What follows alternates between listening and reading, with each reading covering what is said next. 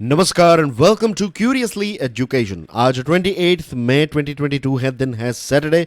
दोस्तों, आज हमारे टेबल पर हैं चार important topics. Central bank annual report, Tesla in India, monsoon. अब मॉनसून तो जियोग्राफी के साथ जुड़ा हुआ टॉपिक है, तो फाइनेंशियल एनालिसिस में हम इसके बारे में क्यों बात कर रहे हैं? Will talk about it and will understand this as well. और फोर्थ जो है ये भारत ड्रोन महोत्सव 2022 के बारे में हम बात करने वाले हैं। कल इसको लेकर एक शॉर्ट्स भी मैंने लॉन्च किया था। आई एम श्योर आपने उस शॉर्ट्स को देखा होगा। नहीं देखा है then do check it out, it is available on our channel. दोस्तों, बहुत सारे ऐसे स्टूडेंट्स हैं, हज़ारों स्टूडेंट्स ऐसे हैं जिनको क्यूरियसली एजुकेशन के बारे में पता नहीं है, जिनको फाइनेंशियल न्यूज़ एनालिसिस के बारे में पता नहीं है। तो उन तक इस चैनल को पहुंचाने का काम जो है वो मैं आपके केपेबल शोल्डर्स पर रख रहा हूं। प्लीज़ मेक श्योर कि रेगुलर बेसिस पर आप इस चैनल को, इस वीडियो को शेयर करें। Thank you very much to all the students who are supporting curiously education unconditionally every single day. Do check out my motivational podcast curiously forever. ये सभी बड़े पॉडकास्ट प्लेटफॉर्म्स पर अवेलेबल हैं। Central bank annual report. Reserve bank of India government of India की ही एक bank है, और रिजर्व बैंक ऑफ इंडिया जो प्रॉफिट कमाती है तो उसका एक पोर्शन इमरजेंसी कंटीजेंसी के लिए रिजर्व बैंक ऑफ इंडिया अपने पास रखती है, कुछ 5-6% जितना, और बाकी का जो अमाउंट है वो सरकार को दे देती है। और सरकार के लिए ये एक प्रकार का रेवेन्यू है, रेवेन्यू इनकम है। ये revenue in the sense itself, revenue का मतलब ही यही होता है कि पैसे जो आ रहे हैं दैट इज रेवेन्यू, जो जा रहे हैं दैट इज एक्सपेंडिचर। तो सरकार के लिए ये इनकमिंग मनी है, सरकार के लिए ये रेवेन्यू है। अब सेंट्रल बैंक एनुअल रिपोर्ट ये कहता है कि एक्सपेंडिचर्स, खर्च ज़्यादा बढ़ने की वजह से जो सरप्लस हैं वो ड्रॉप हुआ है, और रिजर्व बैंक ऑफ इंडिया जो सरकार को पैसे ट्रांसफ़र करेगी उसमें भी हमें एक बहुत बड़ा ड्रॉप देखने को मिलेगा। अब आंकड़ों के बारे में बात करते हैं। The interest outgo nearly doubled to 35,601 crore at the end of the March 2022 from 17,958 crore a year ago. एक साल पहले रिजर्व बैंक ऑफ इंडिया ने कितना इंटरेस्ट पे किया था? 17,958 करोड़। अब ये इंटरेस्ट जो है, इंटरेस्ट पे आउट जो है, ये डबल हो चुका है, 35,601 करोड़ रुपीज़। और इसके पीछे मेन रीज़न क्या है? क्योंकि जो दूसरी बैंक्स हैं ना, सरकारी बैंक्स, तो उन्होंने अपने पास जो एक्स्ट्रा पैसे थे वो रिजर्व बैंक ऑफ इंडिया में पार्क किए, वहाँ पर डिपॉजिट किए, तो उसका जो इंटरेस्ट है वो ज़्यादा हो गया। लिक्विडिटी ज़्यादा होने की वजह से बैंक्स को इतने सारे पैसे अपने पास रखने की ज़रूरत नहीं थी, तो उन्होंने आरबीआई को ये पैसे दे दिए। तो आरबीआई को उतना ज़्यादा इंटरेस्ट जो है वो पे करना पड़ा, नियरली जो लास्ट ईयर पे किया था उसका डबल। इनकम की बात करें तो इनकम में 20% ड्रॉप देखने को मिला है, और एक्सपेंडिचर में 280% जितना हाइक देखने को मिला है।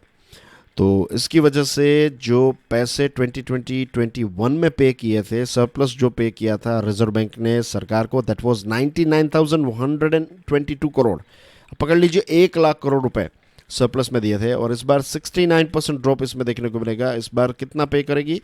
30,307.47 करोड़ रुपीज़। ये आंकड़ा कुछ दिनों पहले हमने डिस्कस किया था, आपको याद होगा।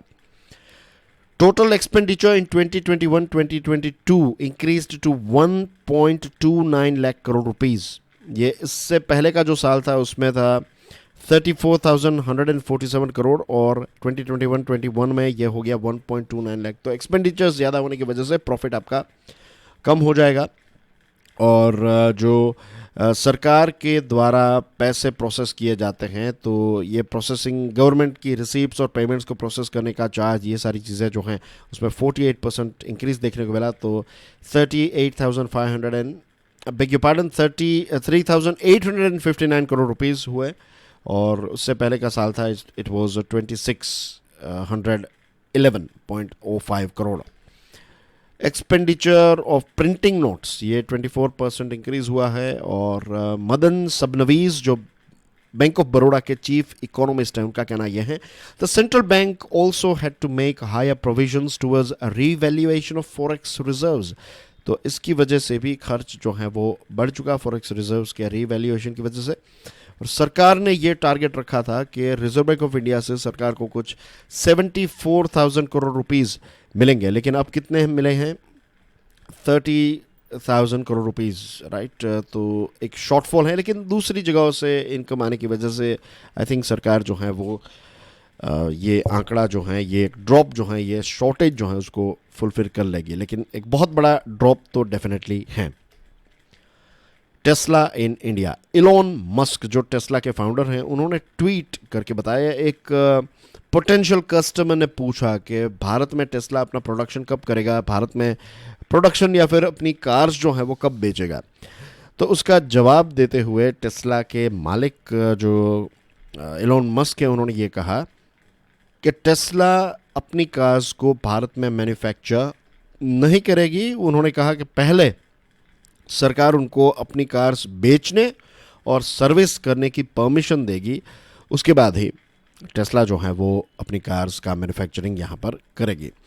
अब 2019 से ये प्लान जो है टेस्ला का भारत में आने का प्लान वो होल्ड पर है, क्योंकि भारत सरकार जो इलेक्ट्रॉनिक व्हीकल्स हैं, अगर $40,000 या फिर उससे कम की कीमत की ईवी हैं तो उसके ऊपर 60% इम्पोर्ट ड्यूटी लगती है, और अगर $40,000 से ज़्यादा की कीमत वाली कार हैं तो फिर इसके ऊपर 100% ड्यूटी लगती है।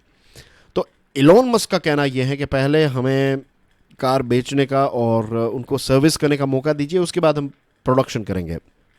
भारत सरकार ने क्या कहा है कि आप पहले प्रोडक्शन स्टार्ट कीजिए।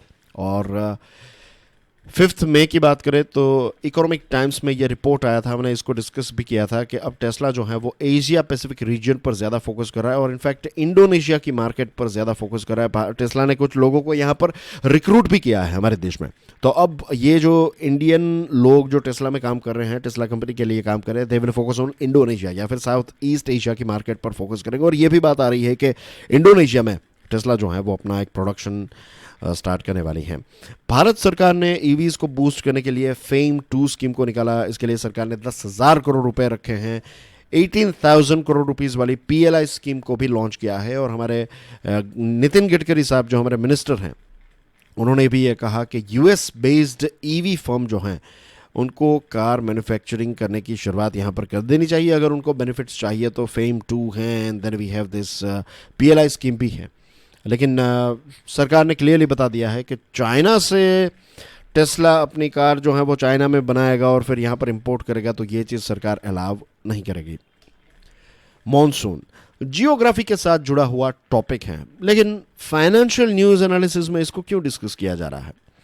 IMD यानी कि इंडियन मेट्रियोलॉजिकल डिपार्टमेंट ने यह कहा है कि आने वाले 2-3 दिनों के अंदर केरला में मॉनसून की शुरुआत हो जाएगी।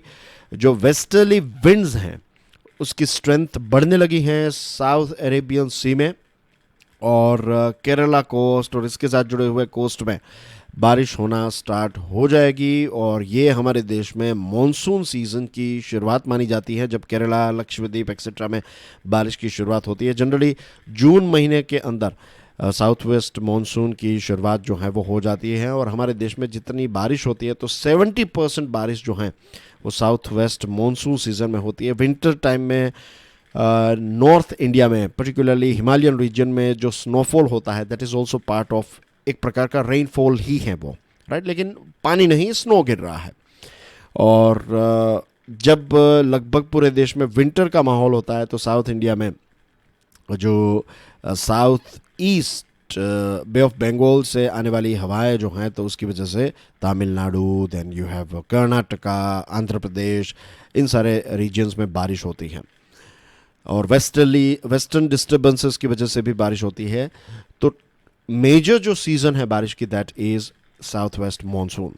अब नॉर्मल मानसून की वजह से क्या होता है, बात करते हैं जियोग्राफी की, राइट। देखिए, हमारे देश में आज भी लगभग 50-60% जितनी खेती बाड़ी की ज़मीन ऐसी है जहाँ पर इरिगेशन की फैसिलिटी अवेलेबल नहीं है, यानी कि सिंचाई की फैसिलिटी अवेलेबल नहीं है। तो ये डायरेक्टली बारिश पर निर्भर करता है। ये पूरा रीजन 60% जितना एग्रीकल्चरल लैंड।